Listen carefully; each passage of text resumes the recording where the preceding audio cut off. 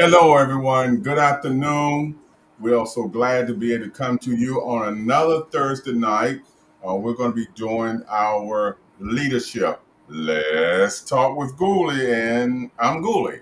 And we're just so thankful. We have a very, very awesome speaker this afternoon, someone that I've come in contact through different through seminars for the Department of Social Services at Chesterfield County, and we're so glad to have her this afternoon. And like I always say, spread the word. We thank God for blessing us to be able to come to do these leaderships on the first Thursday of the month, then also on the third Thursday of the month, the mental health, because God is concerned about our leadership. He's concerned about our mental health, and actually, leadership can work together with the mental health. Mental health work together with your leadership because if your mind is intact, you can be a better leader. If you are a leader and you can have your mind in a better shape because you want to be able to lead.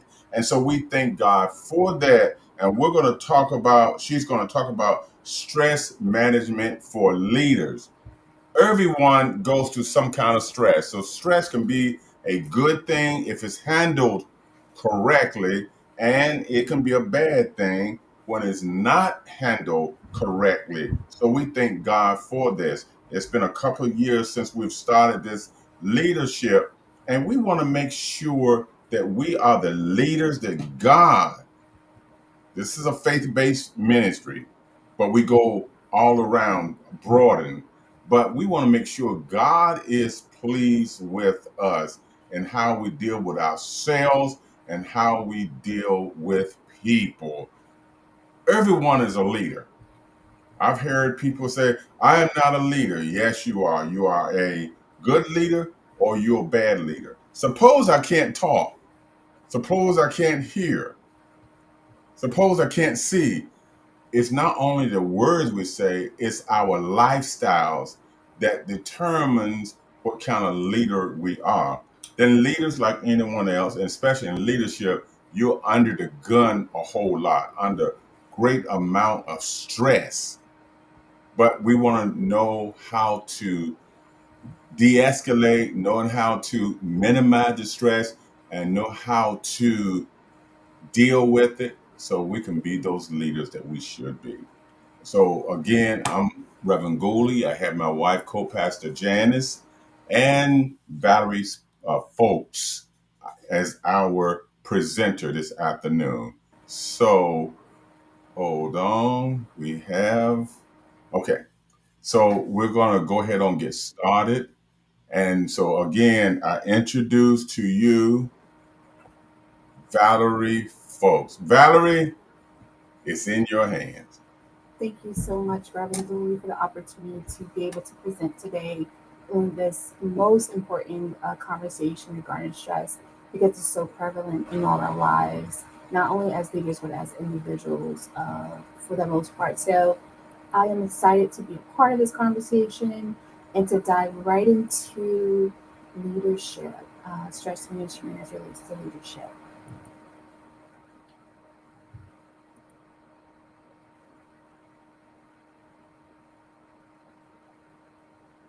All right, so the title of the presentation is Leading Under Pressure, Stress Management for Effective Leadership. And so the agenda today will cover a few items regarding understanding exactly what is the impact of stress on leadership, identifying the types of stress that are out there and what we need to pay attention to, as well as common stressors for leaders.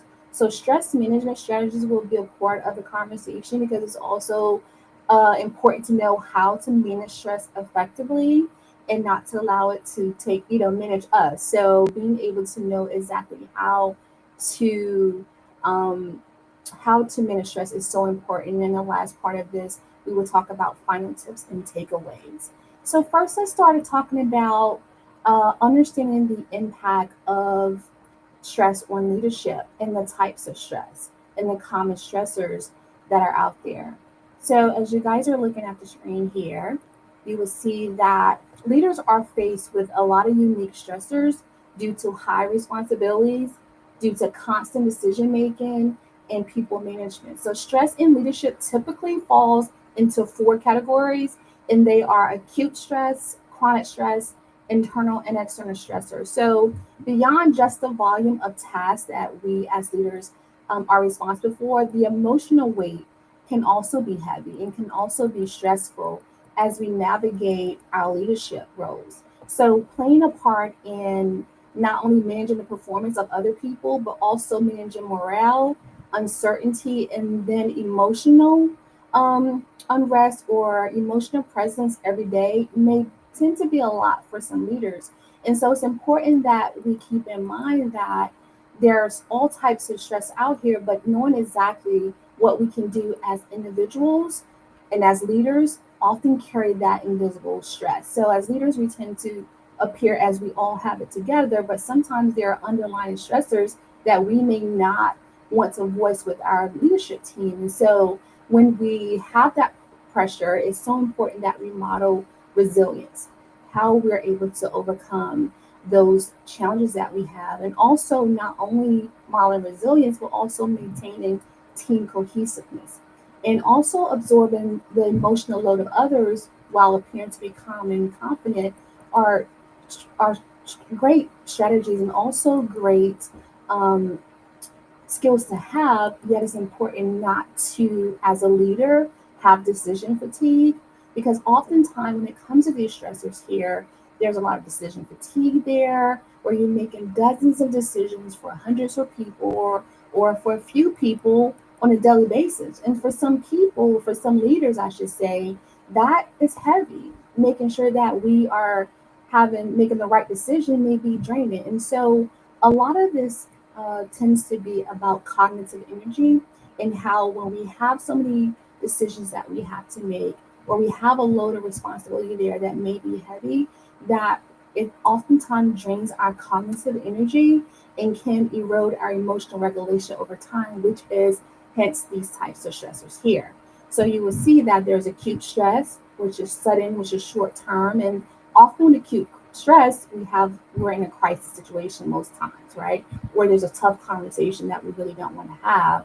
The chronic stress is ongoing demands. That's the workload that we have. That those are team issues or relationship issues that we have to tend to. And then there are internal and external stressors. So we'll dive deep into what each of those mean momentarily. So just research shows that it's often a great thing that we are aware of how our body responds to stress. And so we're going to do that by discussing two types of stress, which is acute and the chronic stress, as previously indicated on the previous slide. So most people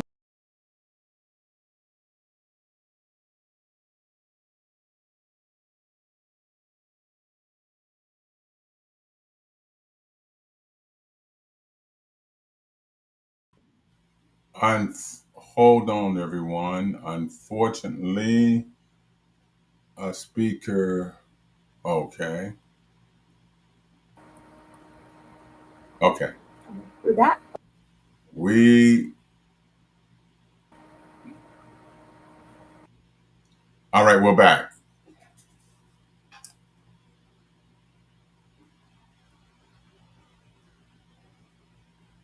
in the chronic stress. And oftentimes when we encounter a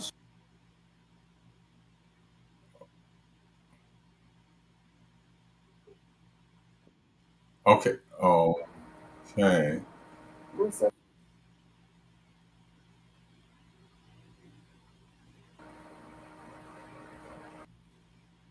All right, Valerie, can you hear me?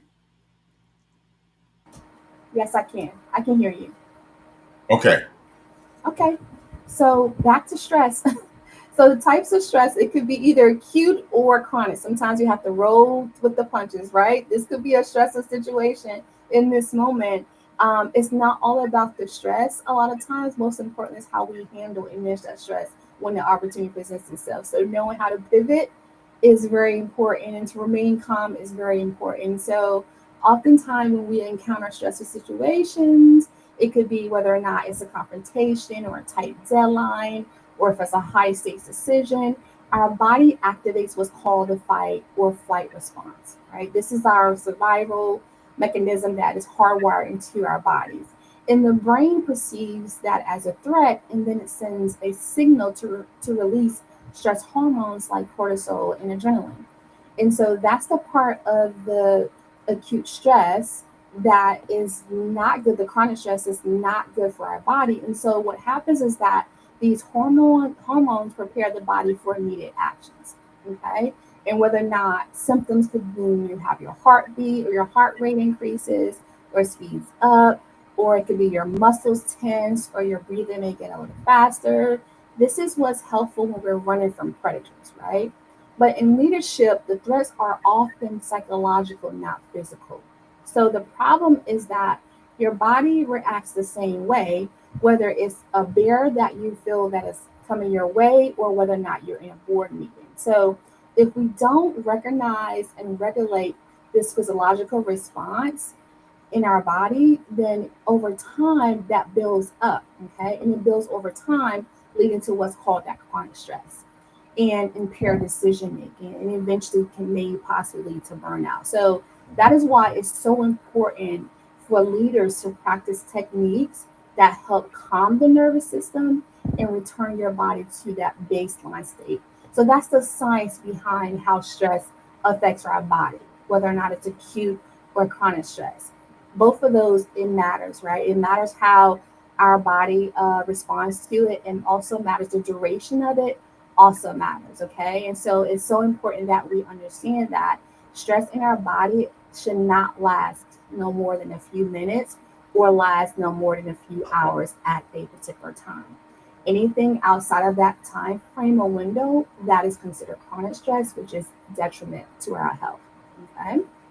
And so, in the spirit of thinking about those different types of stressors, is it acute or is it chronic? So, if you guys were thinking about, if you were to ask leaders which type of stress, acute or chronic, do they encounter more often in their leadership role, what would you think they would say?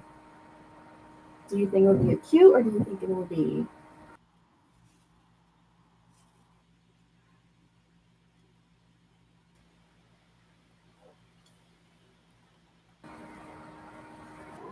I'm thinking chronic.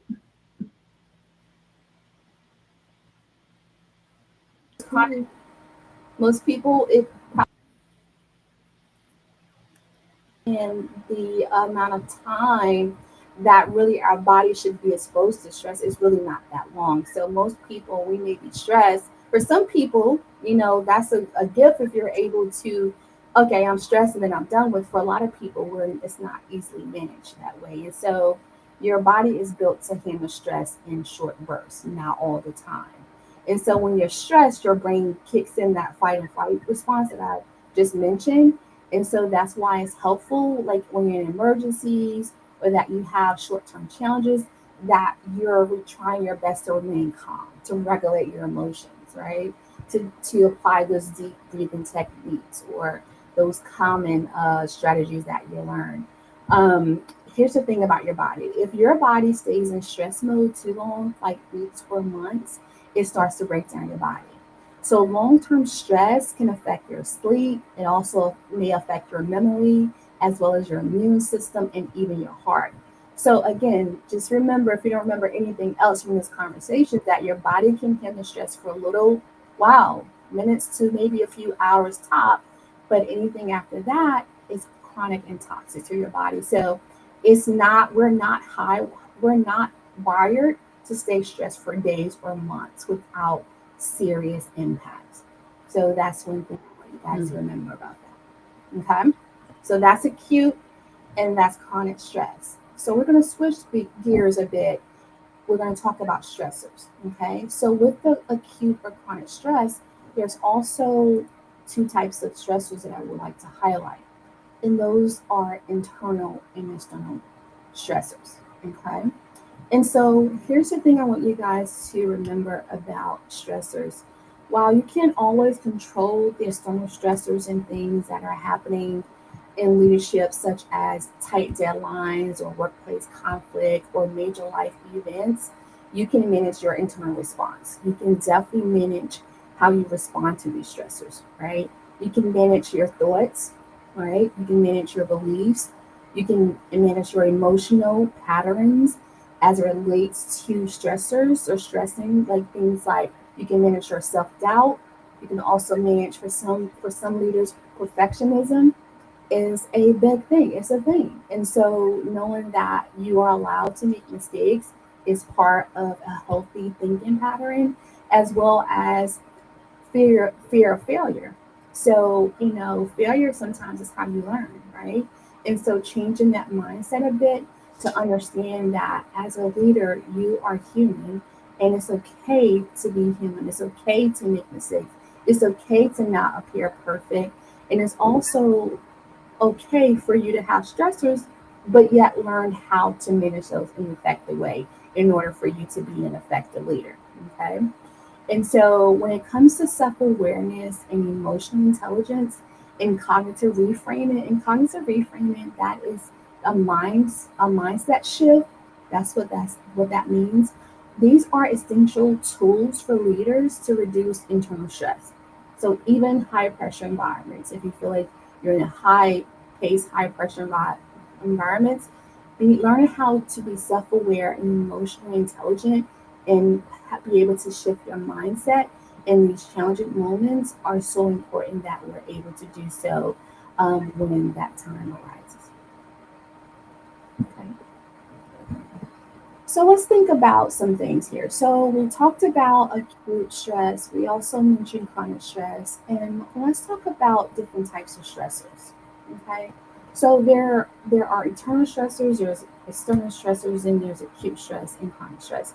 So if you're looking at the slide here, you will see all types of things here as it relates to internal stress. So we're talking about self-doubt, during high stakes moments, perfectionism triggered by urgent tasks where things have to be done, reports have to be completed, things have timelines that need to be met, urgently. And also there's decision fatigue under pressure. Sometimes, as individuals, as leaders, we get tired. We have to make all the decisions and we're like, hey, I have decision fatigue. That is a real thing. And so I know how to navigate those moments are so important. And all of those things just listed there, mentioned, those are acute stress. Those are internal stressors, right? Those are things that we can learn how to control.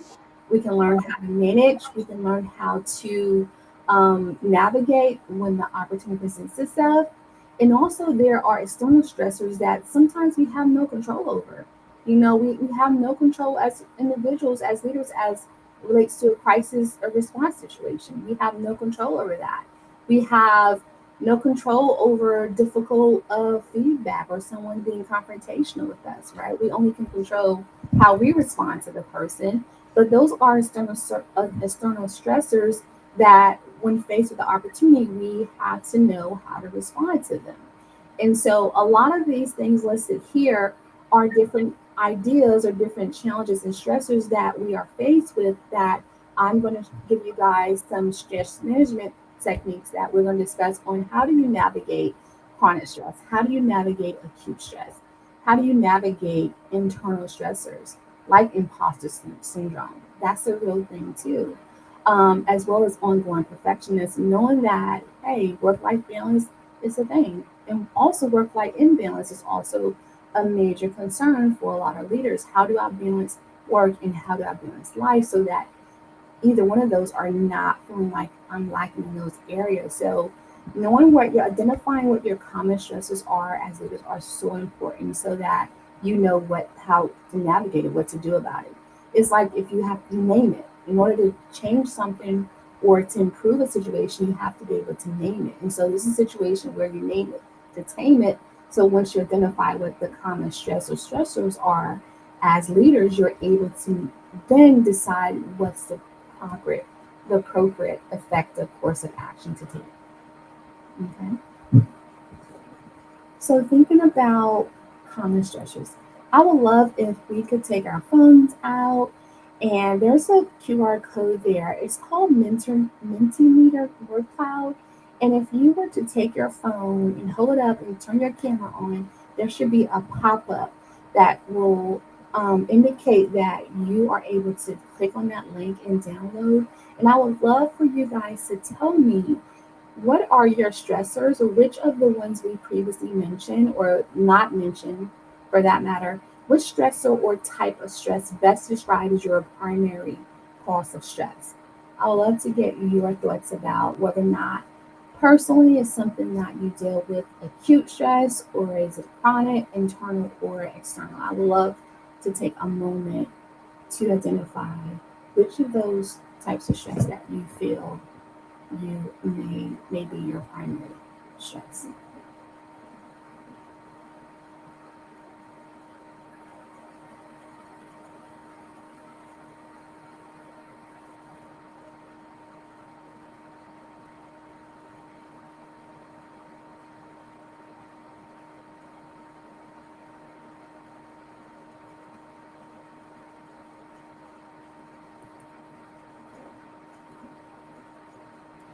I guess she's asking to just go to the QR code Yeah. that is listed, and then when you highlight it, it should be something that just gives you like a link to click into, Mhm. and then it comes up with the Okay. cluster or type of stress best sums up your primary cause of stress, and then just submit that um, to her. And I will find that on my phone. Yeah, you just point your camera to that QR code. Oh, that's on the screen. Yes, ma'am. Hi, Dr. Taylor. Okay.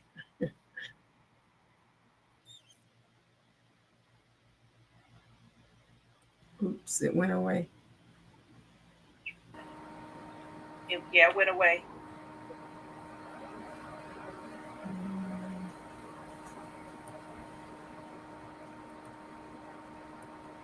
Thank you. I see a couple of answers there, two responses. Someone said acute stress, and someone else said chronic stress. So yes, those are stressors or stress that we really are learning about. And then next, we're going to talk about how exactly do we manage those stressors, right? Whether or not it's acute, chronic, or whether or not it's an internal or external. Let's figure out and determine a way that we can manage these stressors, okay?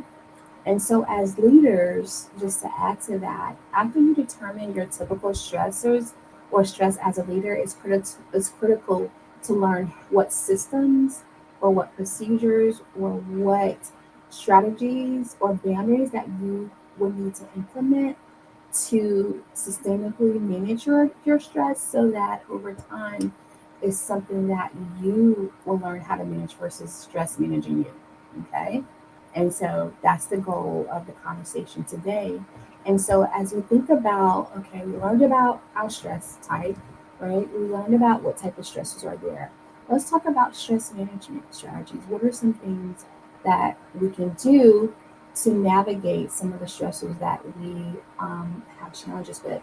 And so the first thing here, I would say one of the important stress management strategies would be to prioritize, delegate your tasks, and empower your team. So, as a leader, it's so important that we set clear priorities, identify the most important tasks for the day or the week, start off being organized, right? And break some of those larger projects into smaller, like manageable tasks, and focus on the high priority items first. So, what does that mean? That means that some of the things that are not so high priority, or like things that you directly as a leader does not need to be involved in, you can delegate, right? Delegate those to your leaders. Delegate those leaders. Leaders can't do everything by yourself. If you're the executive leader, then you have a team in place that you're able to help you as you navigate, your responsibilities and your organization. So delegate tasks based on the team member's strength, right? So we're talking about delegating tasks to those team members or those individuals that is their strength, right? And then provide clear instructions and deadlines. Okay. So not only are you playing and empowering your team, you're also playing to their strengths and you're setting them up for success, as well as having deadlines so that things can run smoothly, right? And so how can you do that? What are some ways to implement this? Just empower your team. You empower your team by entrusting them with responsibility. And so some of these tasks where you're delegating those things to your team members, that fosters a sense of ownership and reduces the workload on your behalf, right?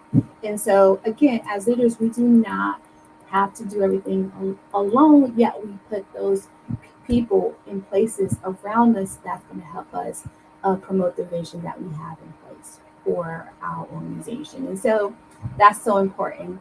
Next thing here, next stress management strategy talks about taking regular breaks and practice time management. So we know that our schedules are extremely busy, and so it's important that we don't forget to take care of ourselves. And so if we take a 5 or 10 minute break every hour to rest and recharge, that's you doing your part to take care of you as a leader. And so studies and research have shown that frequent short breaks improve focus and reduce stress. Okay. So with the taking the breaks and the time management, you can probably take like a 5 minute break here and there, or what I like to call brain breaks. Brain breaks are very important. So that's a reset and recharging of your brain, and giving your body, your mind a moment to rest is so important. And so, how would you implement something like this? You can go for a walk, take a quick 5 minute walk if you could to reset your mind, or you can just schedule breaks in your calendar to ensure that you step away from the task at hand rather than sitting at your desk for 3, 4, 5 hours at a time and just taking care of you for a moment. It's okay to walk away from your desk for that one moment. Those tasks will be there when you return, right? So don't forget to take care of you. Another strategy to really think about is establishing clear boundaries. So I mentioned that earlier a bit, just setting boundaries for your personal boundaries, right? For your work hours. And as leaders, sometimes we're always on and it's hard to turn it off, okay? Because we have so much to do, we have so many responsibilities, we have so many projects, so ideas, everything. As a leader, we want love our projects and our organizations to be a success. So anyone with that mindset, of course, there's going to be long hours. There's going to be a lot of responsibility, a lot of visionary projects that you are working on and implementing. And so, with that, even with that, it's okay to set boundaries for your work hours to ensure that you're not always on. And this is important for leaders who are maybe hybrid or in remote roles where you're working from home a lot. It's so important. It's so important. It's so easy, especially if you work from home, to sit on your computer all day, right? And so making sure that you're stepping away is so important. And then here's another thing: avoiding checking your work emails after hours. That's a huge thing for a lot of leaders. Checking emails not only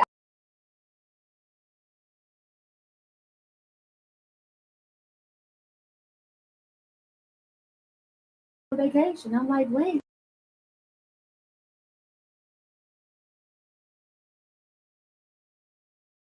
not setting that personal boundary to not take work with me on vacation is so important. That's a personal boundary that we, as leaders, most important is we need to make sure that we implement that. Okay.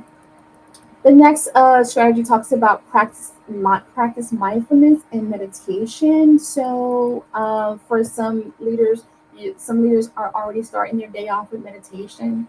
For some leaders, always already are starting their day off with prayer, with spending time, with God. Those are very important.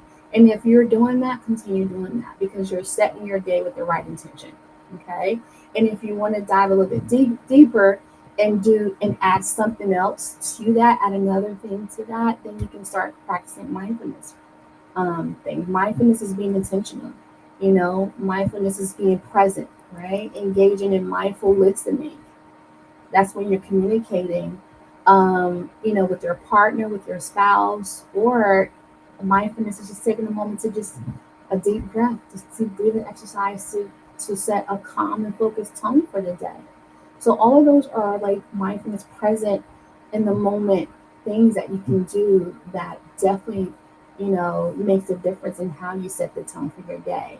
And also mindful listening also is a way that you can concentrate on the conversation with your team, or with your spouse. And then you can also make sure that you're focusing on what is being communicated to you and not thinking about things you have to multitask or a task that's coming up. And that's hard to do as a leader because there's so many things to do.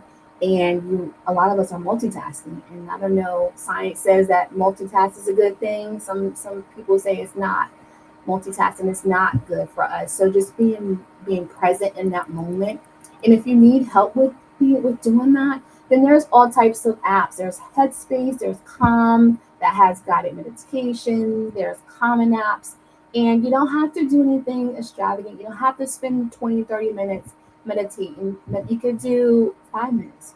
You can do 10 minutes. It still makes a big difference as it relates to reducing stress. So those are some ideas that definitely makes a difference. The next part talks about focusing on self care and healthy habits. I'll say self care can mean a lot of things to a lot of people. One thing I just want to highlight as it relates to self care is sleep, getting your proper amount of rest. Adequate rest each night is very important to reduce stress. Okay. It helps reduce stress. And so, depending on your age, depending on, how your lifestyle is, but for most adults, 7 to 9 hours of sleep per night is adequate enough so that poor sleep doesn't lead to increased stress, or poor sleeping habits doesn't decrease your cognitive function or poor decision making. So it's so important that we focus on self care. We also focus on getting an adequate amount of rest and also healthy habits such as regular exercise. Right? If it's just walking, or if it's jogging, or if it's biking, whatever you deem that to be, it's important that we keep our bodies active so that it helps mitigate the stress as well. So those are things that you can think about, as it relates to healthy habits. Anything that you can do, habit, to be active, walking and workout, do that. And developing that nighttime routine also promotes restful sleep. Here's a couple of things as it relates to healthy habits. Now I'm thinking of it. Uh, Promoting restful sleep is important, as well as avoiding caffeine late at night. There's a lot of people who drink coffee, sodas late at night before bed. That does not. People will say, "Oh, well, I've been doing it all these years. It doesn't affect me," and so that may be a thing.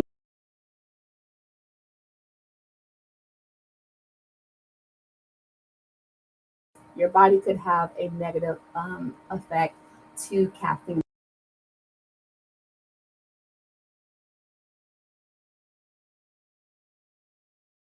Screen time not only is not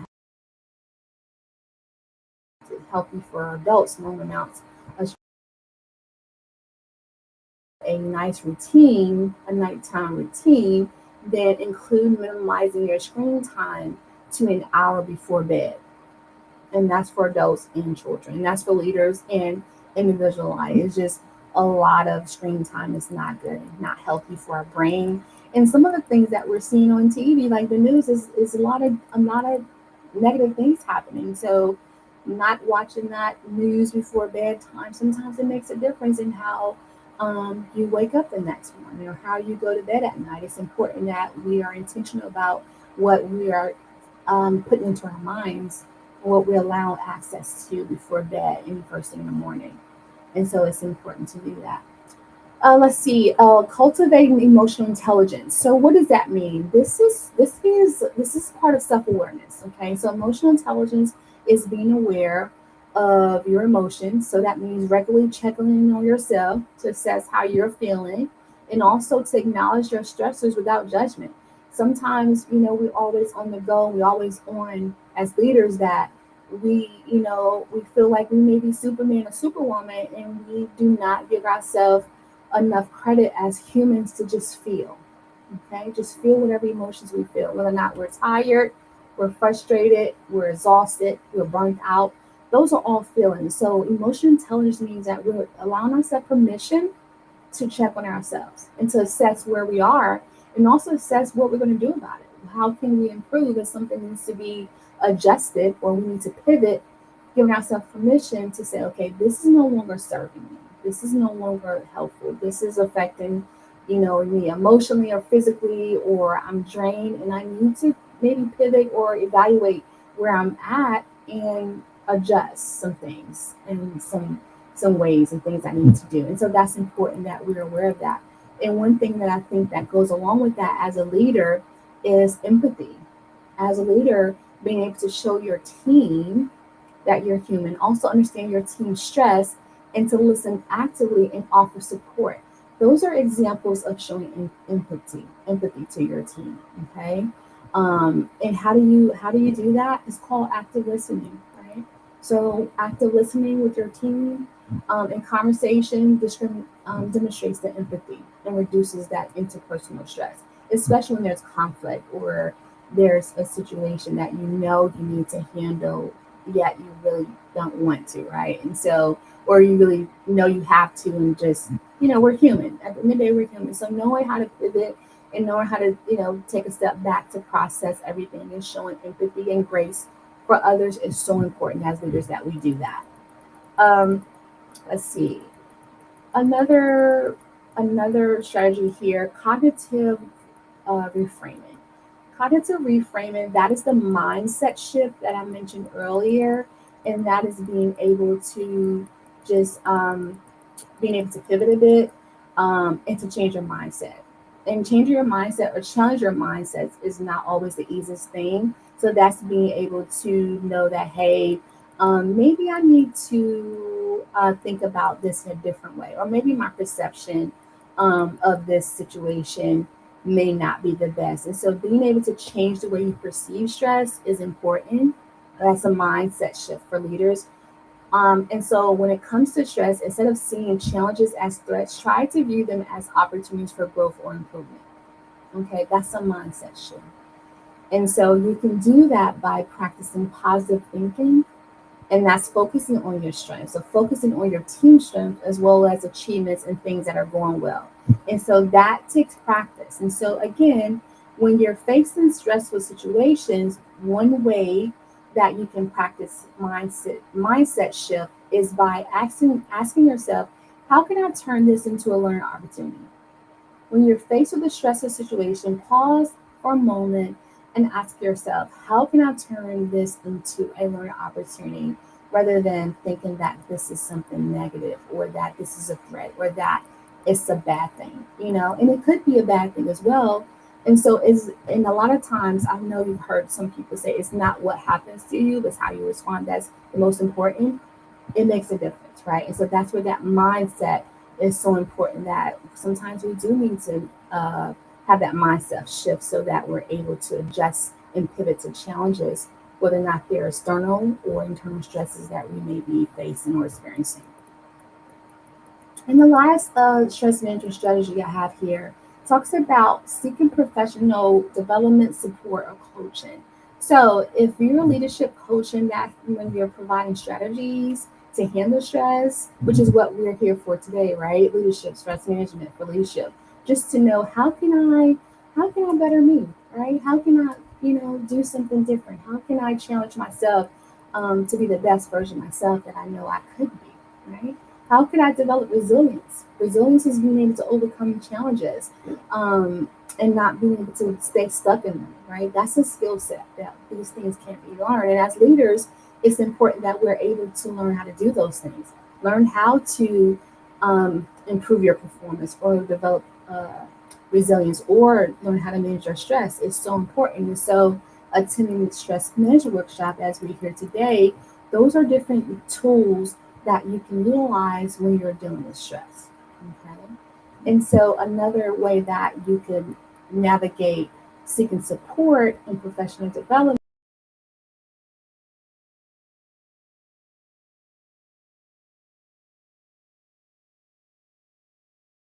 and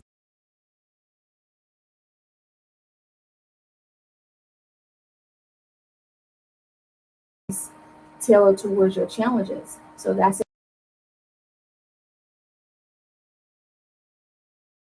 a role. And also participate in things in workshops and trainings like these to be able to equip yourself with proven techniques. And so all of these stress management strategies I provided give yourself some grace. So these takes time and takes intentionality. Okay. So if you're looking at this list, you're like, oh my God, I can stand to do all of these.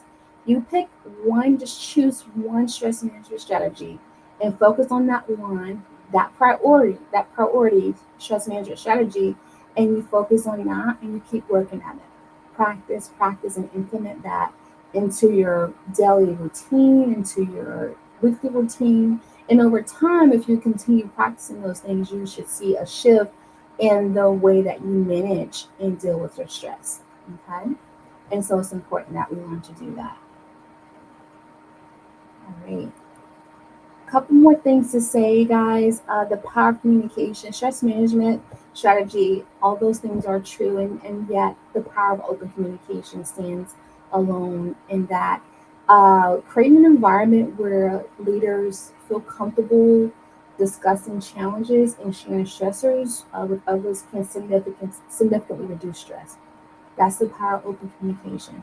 So as a leader, that means you would foster a supportive team environment, right? So that means you're building a team culture where people feel supported and valued. Okay. This reduces stress. Okay. This also reduces feelings of isolation, as well as it could potentially reduce people feeling misunderstood because you as a leader are creating that supportive environment to say, hey, come talk to me if you need to talk about something. I want to support you. I value you as a member of my team. How can I help support you? In your efforts, in your endeavors as part of the team. What can I do? So that means encouraging open communication about challenges and provide feedback in a constructive way. And as I mentioned previously, sometimes providing feedback in a productive way or constructive way would be also a sense of showing empathy, right? Understanding to your a leadership team or a member of your team to say, hey, I care about you and I care about what's going on with you. And so the power of communication is so important that we're checking on our team members. As a leader, we're checking on our people, that we're discussing progress, we're discussing challenges, and that we're creating that safe space to have these important conversations, to have those open communication, to have the feedback where folks are feeling comfortable in expressing their concerns. Okay. One more thing to add to the power of open communication is cultivating a strong uh, a network team. And so that's for you as a leader, having a network of peers or mentors or a trusted colleague can provide emotional support and also provide practical advice in stressful situations. So these are leaders who have open lines of communication with their peers, with their mentors, and with their teammates. And so you want to make sure that when you do that, you're more likely to feel supported. And so building these relationships with leaders outside of your organization with fresh perspectives or on handling the stress is so important. So it feels so amazing to know, hey, I'm a leader. I have a network of colleagues, of peers that are progressive, like I am, or that really I can trust, right? Sometimes you just want to communicate with someone that you can trust or who may have a similar path as you, who has a different perspective, and being able to say, hey, maybe I can schedule a monthly or quarterly peer coaching meeting, with other leaders to discuss some of the challenges and solutions that we as leaders face. That's an idea. Or attend networking events with leadership groups, right? To expand your support system. So being able to expand your support system is so important to help not only you individually, but you as a leader in your quest to manage the stress and the challenges that you occur throughout your role. Okay. Final tips and takeaways as we come to a conclusion. Um, as leaders, you carry a lot of pressure, and so sometimes we carry a unique kind of pressure for that matter. And so whether or not that's the weight of decisions, or if that's expectations of others, or the responsibility of others, stress doesn't have to define hasn't. I'm sorry, stress hasn't or doesn't have to define your leadership. Some people feel that if you're a leader, it's automatically stress. That does not have to define who you are and what you represent as a leader. When you recognize the signs and understand the sources and commit to small and consistent habits, stress becomes something you manage, not something that manages you. Okay, so it's important that whether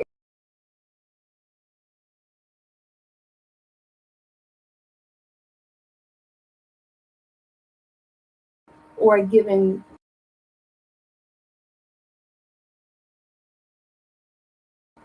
So whether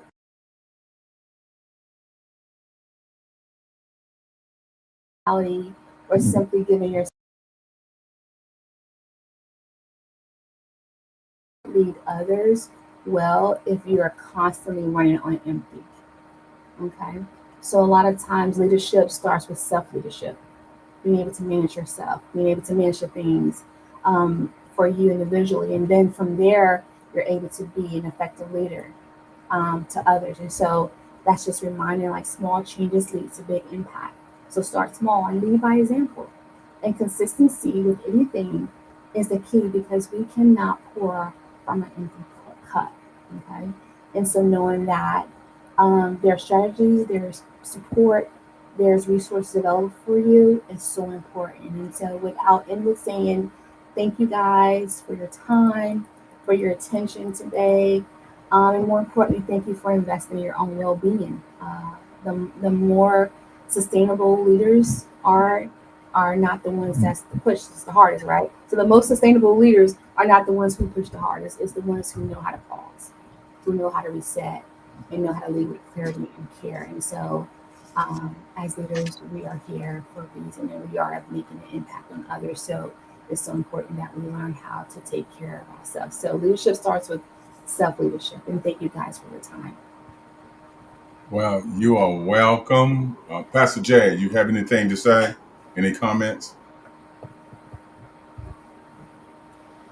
Oh, thank you so much, Valerie, for this wealth of information. Just listening at some of your points tonight, the different kinds of stressors.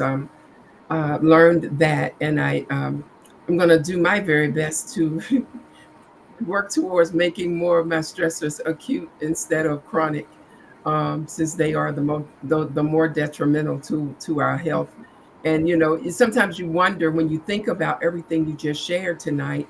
Sometimes we think about, I think back on that and start thinking about, um, I'm just going to be funny right here. This is why sometimes I got so many wrinkles in my face or whatever, because I've been carrying this stress and holding on to stuff much longer than I should be holding on to it. And learning how to release things quickly as far as stress is related, because I'm learning that will help me. And I thank you so much for all of those tips that you gave us for the strategies of managing stress. Being a manager myself for some years, I could definitely relate to everything that you were saying.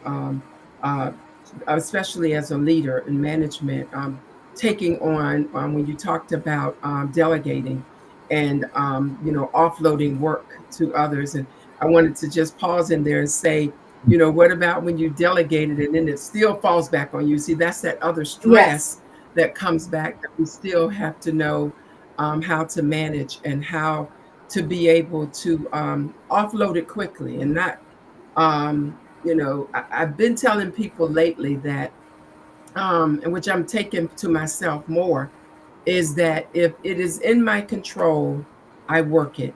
If it's out of my control, I give it to God and let God handle that, because I can't do anything with it, but the best you can. So after you can't, done everything you can do, just let it go. And that might sound to some people like, a carefree or don't care attitude, but it doesn't, because what you were saying about self care, all of that comes back to download to us if we don't know how to release quickly and be able to move forward. So a lot of information, a lot of good information. And I thank you so much for this. If anybody that's in our chat tonight, or Reverend Betty, I see that you are in our go-to meeting section. If anybody's got a question you want to pop in to ask Valerie on tonight, you can put it in the chat, or Reverend Betty, I could hear you. So if you want to ask a question, you can feel free to do so. If there's anyone in go-to meeting that want to ask a question as well. Okay, I do have a question, and you can't hear me. Yes. Can you all hear me? Yes. Okay. My question is, and I missed the beginning of your presentation, but I was looking at the first line when it came to delegating tasks, and I guess that's where my greatest stress level is running an evangelism ministry, and when you designate certain um, responsibilities to certain people, and when they don't fulfill it, it bothers me because I believe in commitment, and I believe in commitment to be fulfilled, even if you can't be there to fulfill it. So it was good to hear your presentation because I need to know to handle it because it frustrates me at times because I believe that if you're making a commitment, if you can't be part of the build a commitment, meaning that if you decide to bring a pot of beans, if you can't show up, just bring the beans anyway or drop them off or meet me somewhere. Just don't leave you hanging. And I like the way Pastor said. She said that it falls back on you, and it can bring frustration on you when you're committing yourself to do the work, and you expect everyone to be committed as myself. So I need you to tell me again, how can I handle that stress level? Because I was telling my husband today, I feel like giving up the ministry. I don't want to do the ministry anymore. What can I do? Yeah, that's a great question. So, the first thing that I would say, manage your own frustration, which is what you're doing, recognizing your own emotions. And it's normal to feel frustrated, just to validate what you're saying. It's normal to feel frustrated when people don't show up, when people don't meet expectation. But also acknowledging your feelings without letting them control your actions or letting them control your overall emotions, and not allowing other people actions to force you or to change your heart for what your vision, your purpose is, right? So shifting the focus to solutions, like, okay, so this happens. And so one thing, a rule I have, which may not be the best, back up. So set, deadlines, of course, you set a deadline. People don't sometimes follow deadlines. But also set the expectation, be clear and specific in your expectations. And so if you don't follow through, or for whatever,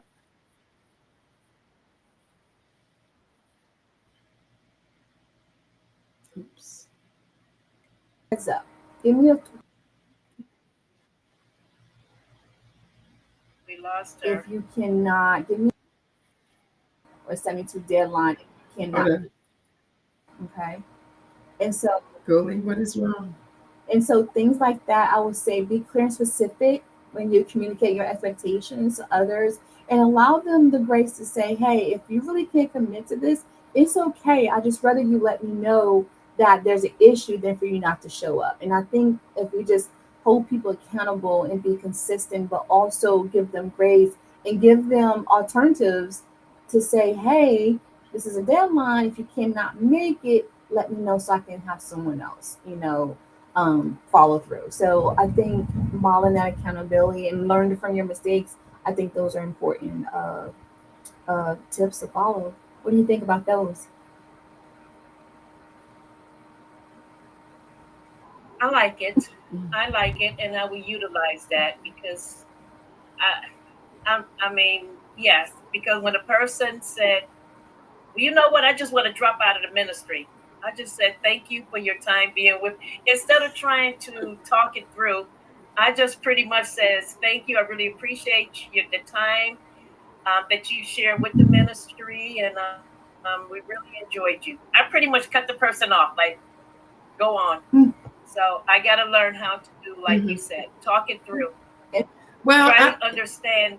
right. I agree with you on that part, though, Reverend Taylor, that you sometimes when you find that there is someone that comes to you and gives you those type of quick answers, like, I don't want to, then that means you're going to have to be pulling teeth with that person on a continuous basis. My motto is the same as yours. thank you for your time and for your service, because otherwise that's going to be an added stress to you. That's going to be more stress for you to have to take on, to worry about, are they going to come back again and say I'm quitting? Are they going to come back again and say I'm tired? And so just say, let's just cut to the chase. This is the way I think. Let's cut to the chase, and you just go ahead then. And I thank you for your time. But when you are ready to really be committed to this, please reach back out to me and let me know.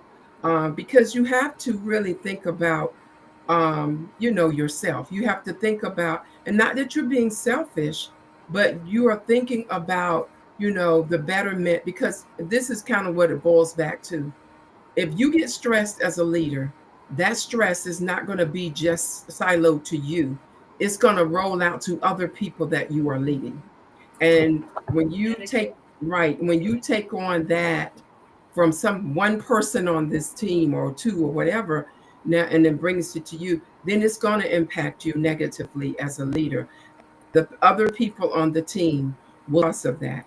So, I think we have to start looking at it in a more holistic view than just considering just that one person, because look at it this way: that one person is not considering the team. As a person who's leading the team, you've got to be cognizant of what is going to impact the entire team. So, but I hear you tonight, and I feel that, I was so bad with this, what you were talking about. When I would plan dinners or luncheons or conferences or anything, and people would commit to bringing things, and then they wouldn't show up.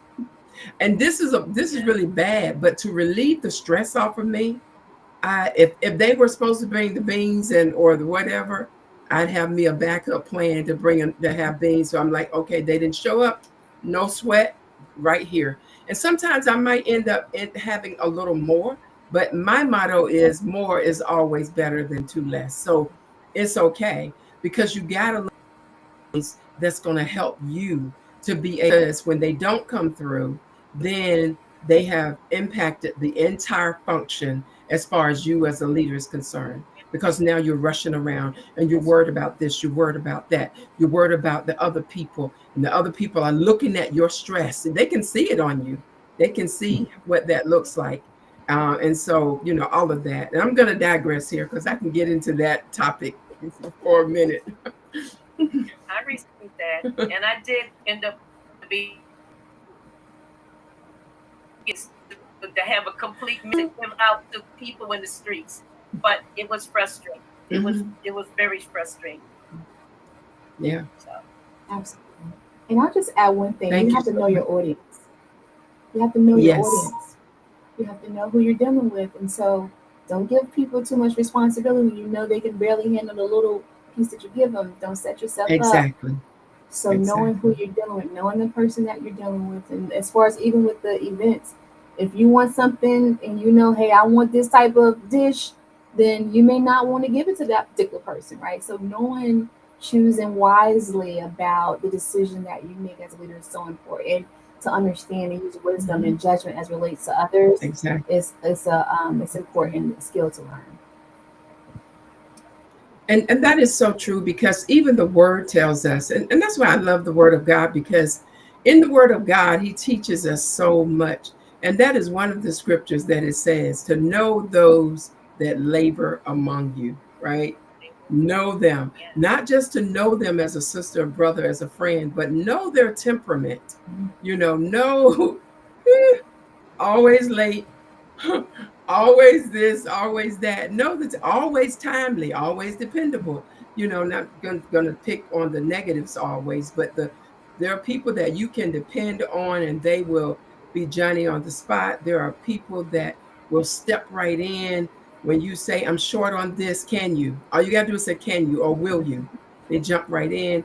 And so, to know those, like she said, that are working with us in a team environment. You know, as a manager, I was guilty of kind of overloading that person that I saw would take it on. That's not good either for that person, because you don't want to put too much on them either. You want to be mindful of them as well. and not always make them the scapegoat for everything that comes along that you know you can fall back on. But yeah. Well, this is a really good discussion, and I'm glad that I jumped in. Mhm. And I missed the first two, but I did listen to all the rest of it and wrote notes. So it was great, especially cultivate emotional intelligence. Beware of your own emotions without judgment. Active listening. Mm-hmm. So I took plenty of notes down, and I am going to reflect upon it. But I'm glad I asked that question, and I will take the answers to heart. All right. That you have given. And so, did you get the all of the four types of stressors, Reverend Taylor? The acute, the chronic, the internal, and external. I got the No, I didn't get that. Was that at the beginning? Yes, at the beginning. The acute, she said, is a short-term type of stressor, and the chronic is a more long-held stressing process. And then you have the internal stress, and you have the external stress. Pastor Jay, excuse me, but let me Um, say this, Reverend Betty. yes. But to clarify that, fortunately, you can go on YouTube and you can go on Facebook and review the whole thing. It'll be there. Oh, yes, it's all It'll there. be on Yes, all there. Facebook for 30 days, but Yes. on YouTube, it will be Oh, okay. for a long, long time. Well, I do thank you. If you see me smile, I'm chuckling, I'm laughing. Valerie, you and I were on this thing at 3 o'clock to do a test run. And I'm gonna tell you how ironic this is. And I kept wondering, why are you having a hard time getting on? The camera will go out, you'll come back on. You try the presentation, it came on, and all these things seem like it did not want to work out today. You are the only one that I ever had this problem with. But no, hold on. No. But you're talking about stress. So I said, keep my cool. My co-pastor Janice and I prayed before we got started that everything will go well. And we had some glitches. It's still going well. But I said, isn't this ironic? You're talking about stress management, and this is not a most comfortable place because I'm controlling everything. You're going out, coming back in, going out, come back in. I like keep you cool. Just keep on clicking. I click one time, two times, three times, and sometimes it will work and sometimes not. But I'm so not glad this happened, but it's so ironic when you talk about stress management. This happened today again. This is the first time I've ever dealt with this. But you know what? It's still all worked out good because you had said so many things. And a couple of the things I do want to look at, it's called the 10-3-2-1 rule. And you're talking about self-care. If we don't take care of us, and I always say this, how can you take care of someone else? So the 10-3-2-1 rule is that, like, no caffeine. Caffeine will keep people up 10 hours before the bedtime. It's talking about improving sleep. That's what this is. 3 hours before bedtime, don't consume like food and alcohol and things like that. And like 2 hours before bedtime, stop working. And 1 hour before bedtime, no screens, no telephone, no computers, no TV, no none of this. And when that happens, it really improves your sleep, amongst many other things. One of the things that helps me out, of course, is prayer, my faith in God. I eat before 4:30 and 6. And usually after that, I don't eat until the morning. Pastor Jay, heard me in the kitchen early in the morning. I am rambling some pots and pans. I've got to eat. But actually, stop, don't do that to me. Actually, by eating that way, it clears my Sorry. mind. I eat breakfast and then I eat a normal dinner. Very seldom I even eat lunch. But I'm saying that has cleared my mind. And so it's so many things that you said, and I'm so glad that you talked about that stress management because I was one of those that did not have in the old school called governors on a vehicle that pulled that throttle, but I didn't have balance in my life. And when I went off to college way back 100 years ago in 1975, I did not know how to study, and I want people to hear this. I was already dealing with mental health issues from birth and childhood. I would study sometime 6, 7, and 8, or 5 and 6 hours nonstop. Don't you know? After about an hour, really, it's like pouring water on concrete. I didn't absorb anything. But the day I learned how to manage myself, take those mini breaks, guess what? Things improve.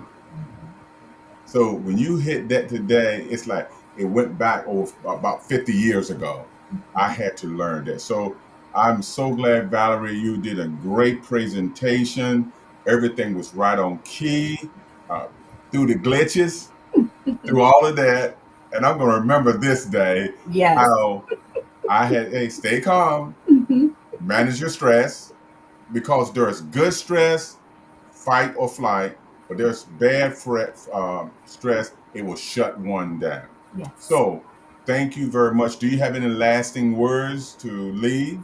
Just thank you for the opportunity, Reverend Gullie.